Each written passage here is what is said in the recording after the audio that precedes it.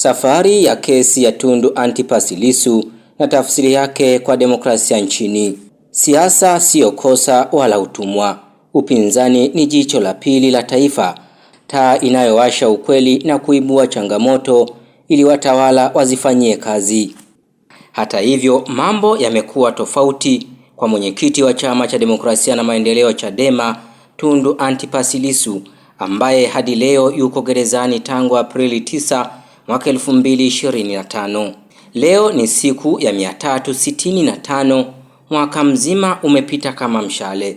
Muda ni mwalimu mzuri, lakini pia huacha maswali mazito yasiyo na majibu mepesi.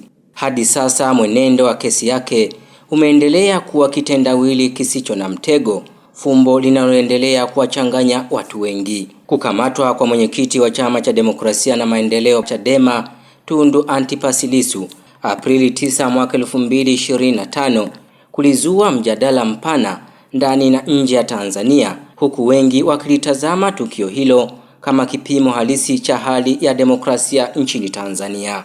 Tundu Antipas Lissu alikamatwa na vyombo vya dola mjini Mbinga mkoani Ruvuma, kusini mwa Tanzania, alipokuwa akiendelea na mkutano wake wa kisiasa. Katika mkutano huo, Lissu alikuwa anatekeleza kampeni ya chama hicho ya No Reforms No Election, ikihusu mabadiliko ya sheria za uchaguzi, na ndipo alipokamatwa na kusafirishwa hadi jijini Dar es Salaam alipofunguliwa mashtaka ya tuhuma za uhaini pamoja na uchochezi, mashtaka mazito yenye uzito wa kisiasa na kisheria, na tangu siku hiyo ameendelea kushikiliwa gerezani akisubiri hatima ya kesi yake.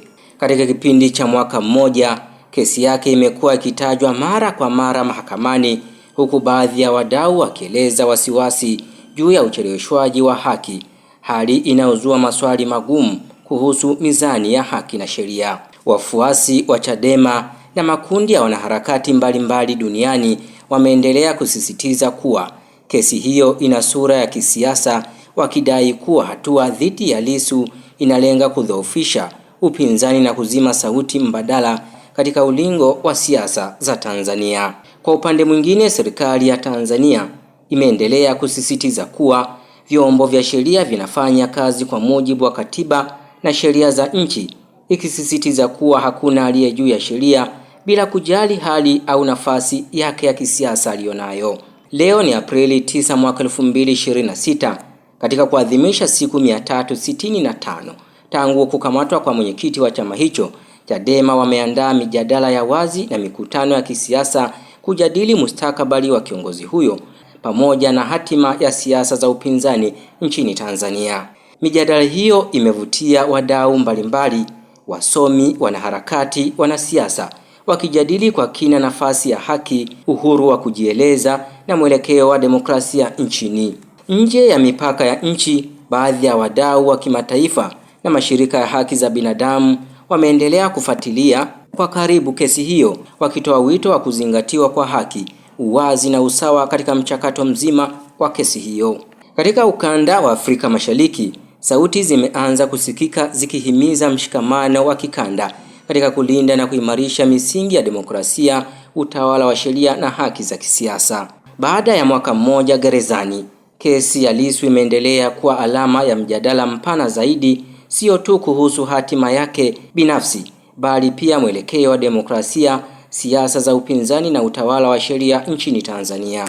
Katika hatua nyingine, Chama cha Demokrasia na Maendeleo Chadema hakikuweza kushiriki uchaguzi kikamilifu kutokana na madai ya kukosekana kwa mazingira huru pamoja na kutoridhishwa na mifumo ya uchaguzi iliyodaiwa kukosa uwazi na usawa.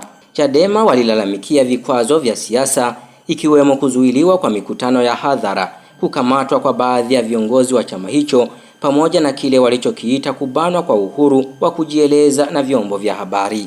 Aidha, chama hicho kilisisitiza kuwa bila mageuzi ya kweli ya mfumo wa uchaguzi na taasisi zake, ushiriki uchaguzi kungekuwa sawa na kuhalalisha matokeo yenye mashaka. Kutokana na sababu hizo, Chadema waliamua kujitoa na kutoshiriki kikamilifu katika baadhi ya chaguzi, hatua walioieleza kuwa ni msimamo wa kushinikiza mabadiliko ya mfumo wa siasa nchini. Kwa sasa kesi ya uhaini inayomkabili kiongozi huyo wa Chadema, Tundu Antipas Lissu, imehamia mahakama ya rufani, ambapo kinachosubiriwa ni jopo la majaji wa mahakama ya rufani kukaa kufanya mapitio ya uamuzi huo wa mahakama kuu na kutoa uamuzi, ambapo tarehe rasmi bado haijatajwa.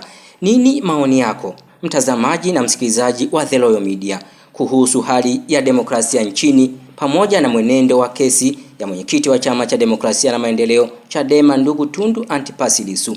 Mimi ni Yusuf Athumani, hadi wakati mwingine.